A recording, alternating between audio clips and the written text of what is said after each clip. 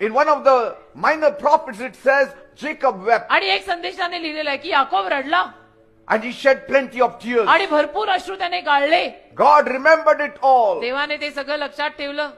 What you sow तुम्ही जे पेरता in your life आयुष्यात is not a waste. ते वाया जात नसतं One Raja. day it has to reap a rich reward for एक you. दिवशी त्यातनं तुला धनवान प्रतिफळ मिळणार आहे. Maybe your family is not perfect. आणि कदाचित तुझी पण फॅमिली परिपूर्ण नसेल, कोणाचीच नसते. Maybe your family is rebellious. आणि कदाचित तुझी फॅमिली, तुझा परिवार बंडखोर असेल, Children are rebellious. तुझ्या घरची पोरं बंडखोर असतील. Maybe your marriage is struggling. आणि कदाचित तुझं लग्न, तुझा विवाह संघर्षात असेल. Maybe your house is full of tension. आणि तुझं घर टेन्शननी भरलेलं असेल. But God sees it. पण देव बघतो. He has seen your faithfulness. देवाने तुझं विश्वासू पण पाहिलंय. He has heard your prayers. देवाने तुझ्या प्रार्थना ऐकलेल्या He आहेत. has watched your tears fall, every drop of them. देवाने तुझ्या अश्रूचा प्रत्येक थेंब पडलेला पाहिलाय. All those tears that you shed in silence. ते जे सगळे अश्रू तू शांततेत गाळले, God has seen it. देवाने पाहिलेत.